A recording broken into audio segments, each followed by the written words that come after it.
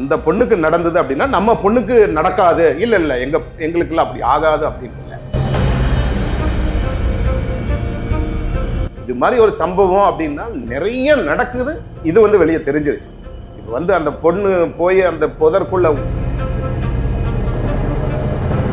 நீ வந்து திரிஷா மாதிரி இருக்கான்னு சொன்னா நம்பிடுறாங்க, ஏமாந்துடுறாங்க. தெளிவா பண்ணியிருக்கிறாங்க.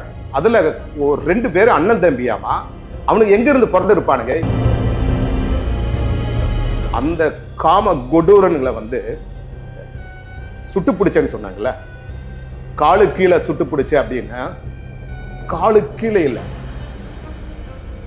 அதுக்கு காரணமான இடத்தையே சுடணும் அப்படிங்கிறத நான் சொல்றேன்.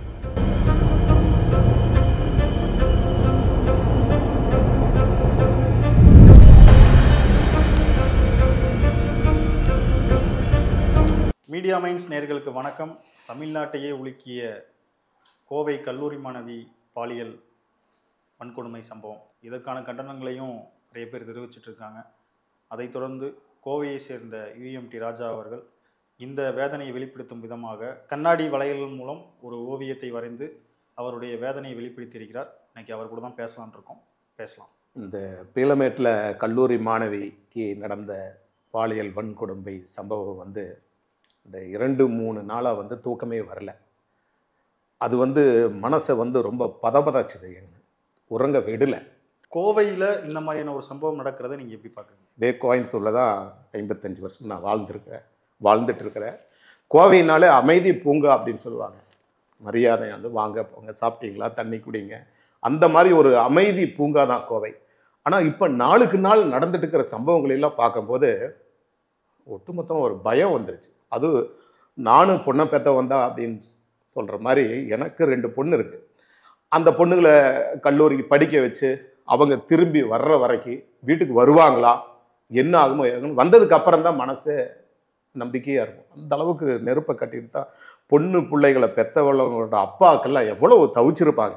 அந்த சம்பவம் வந்து நம்ம குடும்பத்தில் நம்மளுக்கு தெரிஞ்சவங்களுக்கு நடந்திருந்தால் எப்படி தவிச்சிருப்போம், துடிச்சிருப்போம். இதில் வந்து அந்த கட்சி இந்த கட்சி அவங்க ஆளுங்கட்சியாக இருக்கும்போது இவங்க மனிதாபிமான உள்ள மனிதர்கள் எல்லாருமே துக்கப்பட வேண்டிய, வெக்கப்பட வேண்டிய, தலைகுனிய வேண்டிய விஷயம். அந்த பொண்ணை பெற்ற அப்பாக்கள் எப்படி கதறி இருப்பாங்க, அழுதுருப்பாங்க. இது ஒட்டுமொத்த அப்பாக்களுக்கு எல்லாம் கிடைக்கும் மிகப்பெரிய வேதனை. இது மாதிரி நடக்கக்கூடாது, நடந்துருச்சு. அந்த காம கொடூரன்களை வந்து சுட்டு பிடிச்சேன்னு சொன்னாங்கல்ல, காலு கீழே சுட்டு பிடிச்ச அப்படின்னா காலு கீழே இல்லை, அதுக்கு காரணமான இடத்தையே சுடணும் அப்படிங்கிறத நான் சொல்றேன். தன்னைத்தானே பாதுகாத்துக்கிற பொறுப்பும் மாணவர்களுக்கும் இருக்குல்ல, அதை எப்படி பார்க்குறீங்க? கண்டிப்பா இது வந்து யாரையுமே குற்றம் சொல்ல முடியாது. தனக்குத்தானே சுய ஒழுக்கம் வேணும். சுய ஒழுக்கம் இருந்தால் தான் நம்ம எதுக்காக அம்மா அப்பா படிக்க வைக்கிறாங்க, நம்ம படித்து என்ன ஆகணும், அவங்க என்ன ஆசைப்படுறாங்க, அப்பா எவ்வளோ கஷ்டப்படுவாங்க, ஃபீஸ் கொடுத்து இப்படி படிக்க வச்சுருக்கிறாங்களே, அப்படிங்கும்போது அவங்க பொண்ணுங்க மனசை செதறக்கூடாது. யார் என்ன சொன்னாலும் நம்பக்கூடாது. இன்னைக்கெல்லாம் பார்த்தீங்கன்னா நீ அனுஷா மாதிரியா இருக்கிற, த்ரிஷா மாதிரியா இருக்கிறேன்னு சொன்னால் நம்பக்கூடாது. எதுக்கு நம்பணும்? நீ எப்படி இருப்பேன்னு உனக்கே தெரியும். இப்போ என்ன கமலஹாசன் மாதிரி இருக்கிறேன்னு சொன்னால் நான் ஒத்துக்குவேனா? நான் என்ன கமலஹாசன் மாதிரியா இல்லை, நான் எப்படி இருப்பேன்னு எனக்கு தெரியும். ஆனால் பொண்ணுங்க வந்து நீ வந்து த்ரிஷா மாதிரி இருக்கிறேன்னு சொன்னால் நம்பிடுறாங்க, ஏமாந்துடுறாங்க. அப்படி ஏமாந்துடாதீங்க, யாரை நம்பி போயிடாதீங்க. யாரும் உங்களுக்கு வாழ்க்கை கொடுக்க மாட்டான். அம்மா அப்பா பார்த்து முடிச்சு வைக்கிற கணவன் தான் உங்களுக்கு காலம் முழுவதும் கூட இருப்பான்.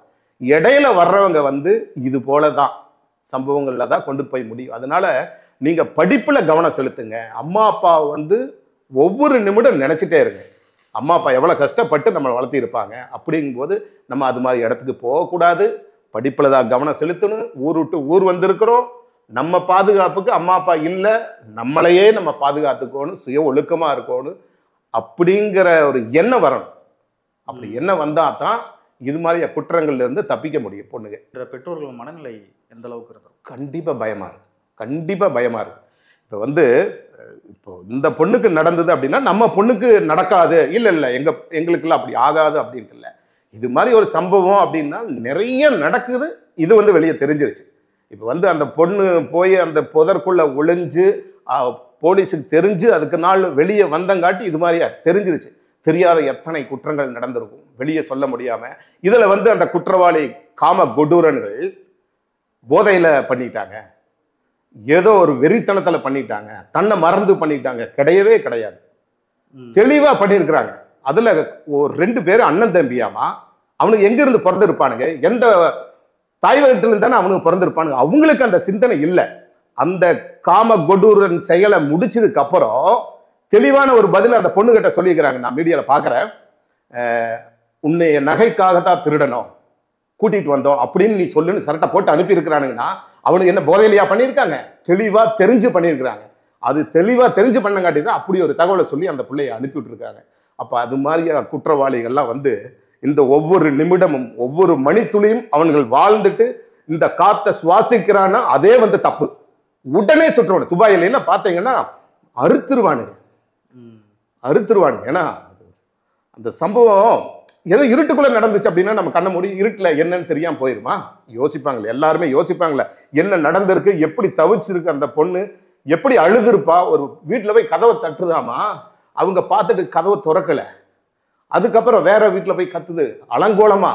இது கற்பனை பண்ணி பார்க்கறது இல்லை, நிஜமா நடந்தது. அது நம்ம யோசிக்கும் போது நம்மளுக்குள்ள எப்படி வெறி இருக்கும். நம்ம 2 பொண்ணுங்களை பெற்றவங்க தான். பொண்ணை பெற்றவங்களுக்குள்ள பயம் வருமா வராதா? அதுக்கப்புறம் அவனுக்கு தண்டனை கொடுத்தா இந்த காயங்கள் ஆறி போகுமா? அந்த பிள்ளை நார்மல் ஆயிடுவாளா? இன்னைக்கு வந்து மருத்துவமனையில் இருக்கிறான். அவளோட மனநிலை எப்படி இருக்கும்? அந்த பொண்ணோட மனநிலையை விட பெத்த தாய் தகப்பனோட மனநிலை எப்படி இருக்கு, எப்படி தவிச்சிட்டு இருப்பாங்க. என் பொண்ணுக்கு என்ன நடந்ததுன்னு யாருமே கற்பனை பண்ண மாட்டாங்களா? எல்லாருக்குமே அந்த கற்பனை இருக்குது. அதை நினைக்கும் போது தான் நம்மளுக்கு வந்து உறக்கமே கெடுது. அதை வெளிப்படுத்தும் விதமாக தான் உடைந்ததே நெஞ்சம், அந்த கண்ணாடி வளையல் உடைஞ்சதுனால முடிஞ்சது சொல்லுவாங்க. அந்த முழு வளையலை உடைஞ்சு அந்த உடைந்த வளையல்ல அந்த பொண்ணு இப்படித்தான் தவிச்சிருக்கு அப்படின்னு சித்தரிச்சு இந்த ஓவியத்தை வெளிப்படுத்தி என்னுடைய வேதனையை நான் வந்து வெளிப்படுத்தியிருக்கிறேன். இனி இது போன்ற குற்றங்கள் நடக்கக்கூடாது. இதுவே கடைசியா இருக்கணும் அப்படின்னா இந்த 3 பேர்த்துக்கு கொடுக்கிற தண்டனை சட்டத்திலேயே இல்லைனாலும் பரவாயில்ல, புதுசா ஒரு சட்டத்தை ஏற்படுத்தி மிக கடுமையான தண்டனை கொடுக்கணும். இந்த தண்டனையை பார்த்ததுக்கு அப்புறம் இனி எவனுமே தப்பு செய்யறதுக்கு யோசிக்க கூடாது. அவன் யோசிச்சாலே உள்ள நடுங்கணும். ஐயோ இந்த மாதிரியே தண்டனை கிடைக்குன்னா அவன் யோசிச்சாலே நடுங்கிற அளவுக்கு மிகப்பெரிய தண்டனை கொடுக்கணும். கால தாமதப்படுத்தக்கூடாது, உடனே தண்டனை கொடுக்கணும். அப்பதான் வந்து பெற்றோர்களுக்கு மனசு ஆறும். அப்படின்னாலும் கூட அந்த பயம் வந்து கொஞ்சம் நம்மளை விட்டு சரி நீ பொண்ணுங்களை தைரியமா அனுப்பலாம், எங்க வேணா போகலாம் அப்படிங்கிற ஒரு மனநிலையை கொண்டு வரும்.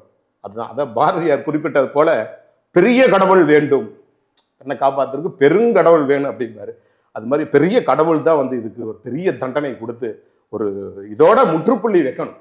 அதுதான் ஒட்டுமொத்த பெற்றோர்களோட ஆசை, ஒட்டுமொத்த மனிதர்களோட ஆசை. எந்த நாட்டிலையுமே இது மாதிரி நடக்கக்கூடாது. சார், நீங்க பண்ண இந்த ஓவியத்தை பார்க்கும்போது 3 கைகள், ஒரு பெண் இருக்காங்க, அதுக்கு மேலே ஸ்டாப் அப்படின்ற ஒரு வாக்கியம் இருக்குது. அதுக்கப்புறம் வந்து பார்த்தீங்க அப்படின்னா ஒரு கை வந்து ஒரு ஆணினுடைய கை வந்து ஒரு பெண்ணினுடைய கையை அழுத்துவதும் வளையல்கள் வந்து செதறுவதுமா இருக்குது. ஏன் இதை வந்து நீங்கள் வந்து ஒரு ஓவியமாக வரையாமல் ஒரு கண்ணாடியை வச்சு பண்ணணும், அதாவது ஒரு வளையல் வச்சு பண்ணணும் அப்படின்றதுக்கான நோக்கம் என்ன? அதாவது கண்டனத்தை நம்ம எப்படி வேணால் தெரிவிக்கலாம். கவிதை எழுதுறவன் கவிதையை எழுதலாம், கட்டுரை எழுதலாம், நடுரோட்டில் நின்று போராட்டம் பண்ணலாம், எந்த வகையில் வேணால் பண்ணலாம். நான் ஒரு ஓவியங்கிற முறையில், ஓவியம் அப்படின்னால ரொம்ப மென்மையானவங்க, கற்பனை படைத்தவங்க, புத்தர் ஓவியம் வந்து அவங்க அமைதியாக இருப்பாங்க அப்படி தான் நினைப்பாங்க. அது தவறு. ஒரு சம்பவம் பாதிக்கப்பட்டுச்சுன்னா பொறுமையெல்லாம் இருக்காது. இப்போ புத்தர் குறிப்பிட்டார், பொறுமையாக இருக்கணும், அமைதியாக இருக்கணும், துன்பத்துக்கு காரணம் தானே. இது போன்ற சம்பவம் நடந்தால் புத்தரே கண்ணை முழிச்சிருவார். இதுக்கு மேலே நம்ம வந்து அந்த பொறுமையோட நம்ம கண்டுக்காம நம்ம வாட்டுக்கு போயிட்டு இருந்தா அந்த மனித நேயங்கிறது நம்மளுக்கு இல்லைன்னு அர்த்தம். இதுக்கு வந்து கோவப்பட்டே ஆகணும். என்னுடைய கோவத்தை வந்து நான் எப்படி காட்ட முடியும்? லைசன்ஸ் இருந்துன்னா நான் சுற்றுவேன். எனக்கு அந்த சட்டத்தில் அந்த இது இடம் கொடுக்கல, சட்டம் பார்த்துக்கும். ஆனால் அப்படி ஒரு கோபம் வருது எனக்கு. அதை வந்து நான் பெயிண்ட்டு கலரு வச்சு வரைகிறதுக்கும் கூட எனக்கு தோணல. அந்த கொடூரம் பண்ணும்போது அந்த வளையல் உடைஞ்சிருக்கும், உடைந்த என்னுடைய இதயமும் உடைஞ்சிருச்சு. அந்த உடைஞ்ச வளையலை வச்சு அடுக்கி அடுக்கி அடுக்கி நான் வரைகிறேன். அந்த 3 கைகள் தான் அந்த 3 கொடூரங்கள். அப்போ அந்த பொண்ணு வந்து ஸ்டாப் அப்படின்னு சொல்றாங்க, சொல்லியிருப்பாங்க, இன்னும் எவ்வளோ தவிச்சிருப்பாங்க, எவ்வளோ துடிச்சிருப்பாங்க. அதையும் மீறி தான் அவனுக்கு வந்து அப்படி பண்றானுங்க. அவங்களுக்கு தண்டனை வந்து மிகப்பெரிய தண்டனை கொடுக்கணும். அதுக்கப்புறம் வந்து இரவு முழுவதும் அந்த பொண்ணு தவிச்சிருக்கிறா. அந்த தவிப்பு இல்லைன்னு நினைக்கும் போது ஒரு சாதாரணமா ஓவியமா வரைஞ்சா மக்கள் மத்தியில போய் அதை சேராது. அது என்ன, அதோட தவிப்பு என்னன்னு தெரியும். அதனால உடைந்த வளையலை உடைச்சு, ஒரு வளையல் உடைஞ்சாலே சொல்லுவாங்க, ஐயோ வளையல் உடைச்சிட்டு அபசகுணம் அப்படின்னு. இப்ப நடந்தது அதுதான். அதனால நல்ல வளையல் வாங்கி உடைச்சு துண்டு துண்டா பண்ணி அந்த ஓவியத்தை நான் வந்து வெளிக்காட்டியிருக்கிறேன். இது வந்து என்னுடைய ஒட்டுமொத்த ஆத்திரம், வேதனை, எனக்குள்ள இருக்கிற அந்த வேதனையை நான் வெளிப்படுத்துறது தான் இது.